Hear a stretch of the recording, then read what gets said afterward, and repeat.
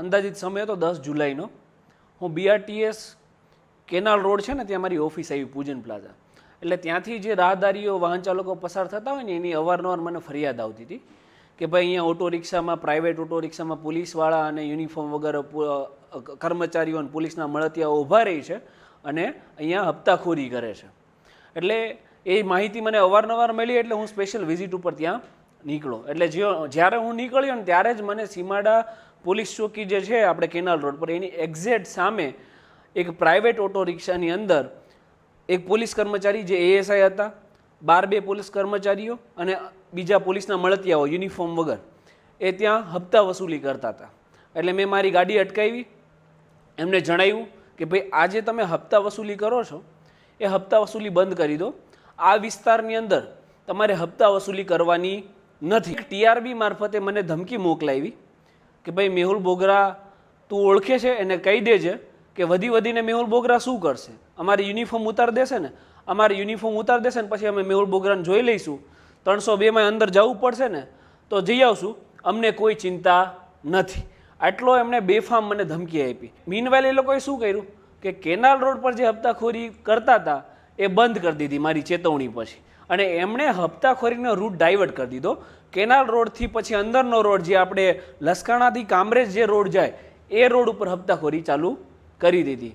એટલે મને કાલે સવારે માહિતી મળી કે ભાઈ જે લસકાણા પોલીસ ચોકી છે એનાથી માત્ર 50 મીટર દૂર જે ઇન્ડિયન ઓઇલનો પેટ્રોલ પંપ છે ને ત્યાં રિક્ષાની અંદર 2 પોલીસ કર્મચારીઓ બહાર અને બાકીના યુનિફોર્મ વગર રહી અને હપ્તાખોરી કરી રહ્યા છે.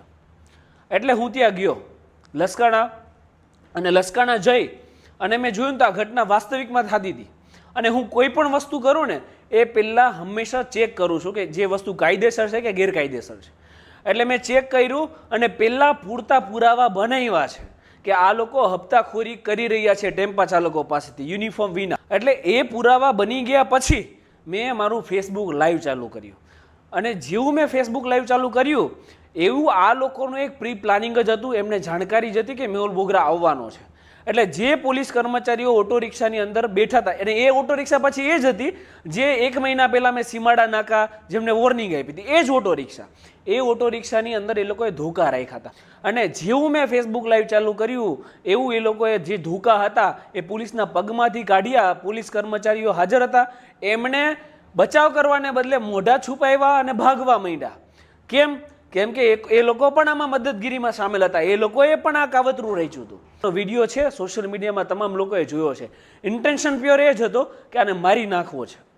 એટલે મને માથામાં 4-5 ફટકા માર્યા, મારા બોડી ઉપર 15 થી 20 ફટકા માર્યા, મારા હાથમાં, પગમાં, માથા ઉપર ઈજા છે, માથા ઉપર 3 ટાંકા આવ્યા છે.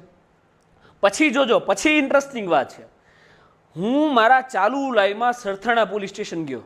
લાઈવ ચાલુ છે અને એ પણ મારા ફેસબુક પેજ ઉપર છે. ચાલુ લાઈવમાં સરથાણા પોલીસ સ્ટેશન PSOમાં ગયો, ત્યાંથી મેં ફરિયાદ આપી, ત્યાંથી એણે મને સારવાર માટે જવા માટે રજૂઆત કરી, એની યાદી લઈ અને પછી હું સ્વિમેર હોસ્પિટલમાં દાખલ થયો. હાલ હું સ્વિમેરમાં જ છું. અને એ લોકોએ શું કર્યું, એ લોકોએ યુનિફોર્મ પહેર્યા. આ વિડીયોમાં દેખાય છે કે યુનિફોર્મ વગરના છે, એમ છતાં એ લોકોએ યુનિફોર્મ પહેર્યા, યુનિફોર્મ ફાડી નાખ્યા જાતે જ. અને એ ફાટેલા યુનિફોર્મ સાથે એ લોકો સરથાણા પોલીસ સ્ટેશન ગયા કે આ જે લોકો છે એમની એક ગુનાહિત, એક બનાવટી એક ફરિયાદ લીધી.